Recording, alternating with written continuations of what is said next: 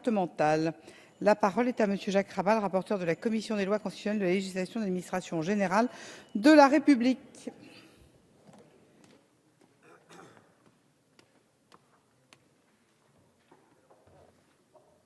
Attendez, je vais prendre un verre un peu. Je bois de l'eau parce que j'ai mal à la gorge. Vous pouvez m'excuser de vous faire courir. Je vous en prie, merci. Madame la Présidente, Madame la Ministre, Mesdames, Messieurs, mes chers collègues, cette deuxième proposition de loi du groupe 2RDP vise à assouplir le mécanisme dit du droit d'option départemental, modifié par l'article 3 de la loi du 16 janvier 2015 relative à la délimitation des régions, qui permet donc à un département de quitter sa région d'origine pour rejoindre une région contiguë. Je veux le dire ici avec force et détermination, non, cette proposition de loi n'a pas pour objet de remettre en cause le vote adopté par la majorité gouvernementale il y a 2 mois à peine. Il ne s'agit pas non plus de réengager une quelconque guerre ou guéguerre, pardonnez-moi cette expression, au sein de notre Assemblée ou dans les nouvelles régions. Mais oui, il s'agit bien, au contraire, de prendre en compte les difficultés apparues dans le cadre des débats précédents et de les aborder avec sérénité. Pourquoi réengager le débat alors que l'encre est à peine sèche, m'a-t-on dit? Nous, législateurs, devons tendre vers des textes qui pourraient être acceptés et partagés par le plus grand nombre de citoyens. Telle est la conception du groupe 2RDP. Quand un texte qui a été voté il y a quelques jours ou plusieurs années peut être encore amélioré, pourquoi se priver de cette perspective? D'autant plus qu'il ne s'agit pas d'une révolution, mais bien d'une évolution et même à la marge qui ne concernerait que quelques départements. En effet, moins d'une dizaine d'entre eux seraient en réalité concernés par un éventuel rattachement à une autre région que sa région d'origine. Tout le monde pense bien sûr à Loire-Atlantique, mais l'on peut également citer le Gard, la Lozère ou bien évidemment l'Aisne, que je connais particulièrement. Comme vous le savez, les populations de ces départements, pas plus que leurs élus d'ailleurs, n'ont été consultés sur le choix du rattachement de leur département. Vous allez me dire, tout comme les autres, et vous avez raison.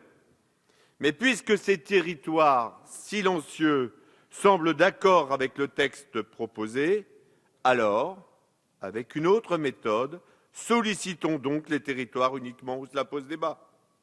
Par contre, sans la volonté d'imposer un choix arbitraire plus qu'un autre, parce que pour ma part, je refuse de faire à d'autres ce qui nous est fait, pour éviter ces regroupements aux fusions arbitraires, source de frustration et d'incompréhension.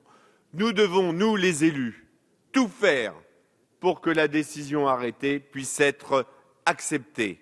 Et c'est grâce à la consultation aussi bien des élus que des habitants concernés, que nous y aboutirons.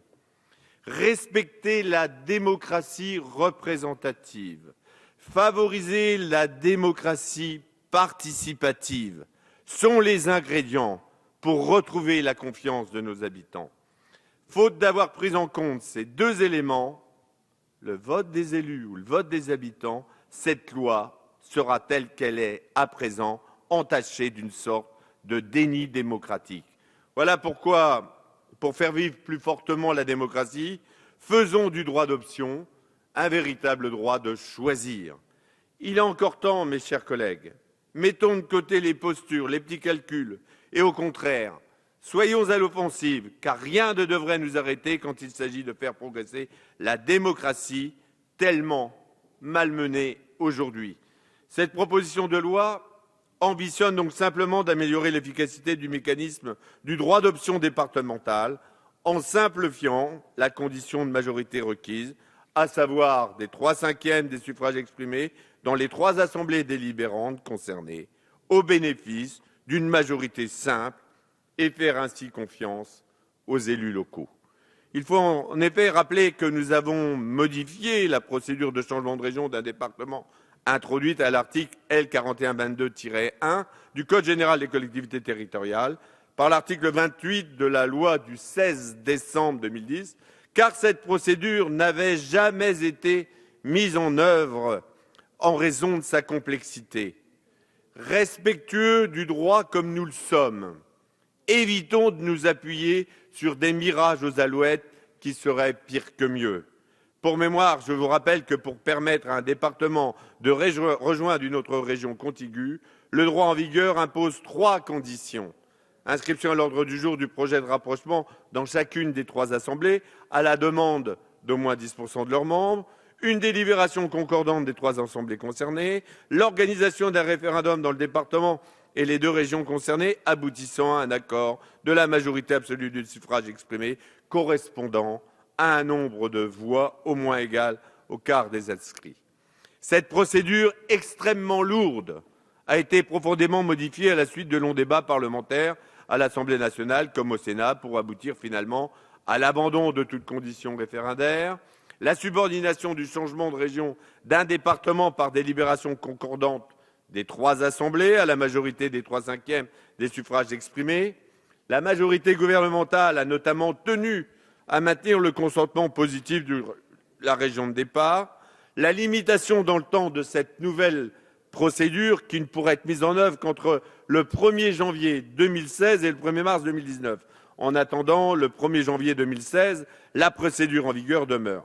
Notre proposition de loi ne vise pas à remettre en cause cette nouvelle procédure qui constitue un premier pas en avant.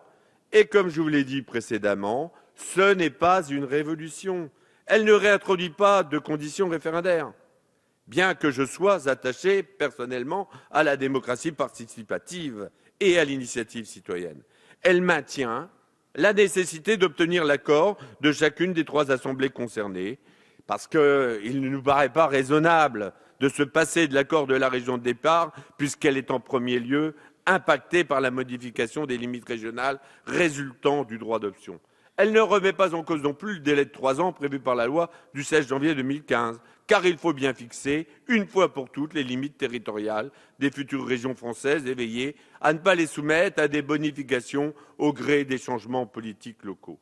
En revanche, conformément à de nombreux souhaits émis sur tous les bancs, aussi bien à l'Assemblée nationale qu'au Sénat, notre proposition de loi vise à améliorer l'efficacité de cette procédure en simplifiant la condition de majorité requise, en passant d'une majorité des 3/5 exprimée à la majorité simple. Cette simplification de la condition de majorité montrerait la capacité du gouvernement, encore plus, et du Parlement, de renforcer leur confiance aux élus locaux pour assumer des choix importants.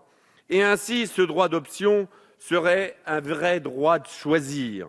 J'observe d'ailleurs que le gouvernement s'est exprimé à plusieurs reprises sur ce sujet lors des débats parlementaires, en émettant ici et là des avis de sagesse à l'Assemblée nationale comme au Sénat, au stade de la 2e lecture, avant de se rallier en nouvelle lecture à l'équilibre global du projet de loi relatif à la délimitation des régions, auquel était parvenu le rapporteur. Toutefois, dans la mesure où notre proposition de loi ne remet pas en cause cet équilibre global, j'espère que la position du gouvernement et de la majorité pourra évoluer. En ce sens, je vous proposerai d'ailleurs un amendement visant à responsabiliser davantage les élus départementaux et régionaux en précisant que ce droit d'option ne pourra être exercé qu'une seule fois. Il s'agirait donc d'une évolution des limites régionales sans retour en arrière possible, décidée à la majorité simple dans chacune des 3 assemblées délibérantes. Ce droit d'option unique pourrait en revanche être mis en œuvre sans limitation de durée, c'est-à-dire au-delà du 1er mars 2019, si les collectivités concernées ne l'avaient jamais exercé. Cette proposition amènerait ainsi les élus à bien peser les avantages et les inconvénients d'une telle réforme territoriale avant de pouvoir la mettre en œuvre plus facilement que ne le prévoit la loi du 16 janvier 2015. Je tiens également à vous préciser la philosophie qui présidera ma position concernant les autres amendements, s'ils venaient à être débattus, déposés sur cette proposition de loi. En premier lieu, il me semble totalement inopportun de soumettre à un référendum national un projet de rattachement d'un département à une autre région, car les enjeux liés à un tel rapprochement sont strictement locaux et concernent en tout premier les chefs, les élus, les habitants des départements et régions concernés. Parce que nous savons tous qu'avec les référendums nationaux, nos électeurs ne répondent pas seulement à la question posée, alors que ce n'est pas le cas pour les consultations locales. En deuxième lieu, je suis opposé à toute modification du dispositif adopté le 16 janvier 2015, consistant à supprimer purement et simplement la possibilité pour la région d'origine, souvent appelée région de départ, d'exprimer son avis sur le projet de rapprochement d'un de ses déplacements à une autre région, tant pour des raisons constitutionnelles que politiques. En effet, de tels amendements m'apparaissent incompatibles avec le respect du principe constitutionnel de libre administration des collectivités territoriales entre elles. Je serais davantage favorable à l'instauration d'une procédure de consultation de la population dans le département envisageant le rapprochement vers une autre région que sa région d'origine, au besoin par le biais d'un référendum d'initiative citoyenne. Dans cette hypothèse, si la population concernée se prononce majoritairement en faveur du rapprochement, il me paraît très difficile pour la région d'origine de s'opposer à la volonté de ses propres citoyens. Il serait alors envisageable de ne la consulter que pour avis et de se passer de son consentement, le cas échéant. En dernier lieu, je souhaite souligner que si le groupe socialiste et le gouvernement s'opposaient à poursuivre le débat sur cette proposition de loi, ce n'est pas impossible avec cette motion de rejet préalable. Je peux vous dire, mes chers collègues, que ce n'est pas ainsi que vous réglerez ce qui n'est pas un problème personnel, ni une question mineure, mais bien une question de fonctionnement de notre démocratie. C'est pourquoi il ne fait aucun doute que le sujet reviendra encore et encore sur les bancs de l'Assemblée nationale ou du Sénat.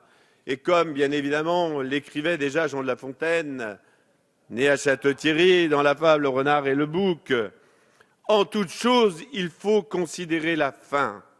Ne vous méprenez pas, mes chers collègues. La finalité de cette proposition de loi, c'est d'améliorer le fonctionnement de la démocratie en prenant en compte l'avis des élus et l'avis des citoyens. Et aujourd'hui, à la veille des élections départementales, avec la montée des populismes et de l'abstention, a-t-on bien pris en compte cette nécessité d'écouter davantage nos concitoyens? N'ayons pas peur du peuple, mais à force de plus écouter les citoyens, ne soyons pas étonnés qu'ils ne nous entendent plus. Merci à vous. Merci.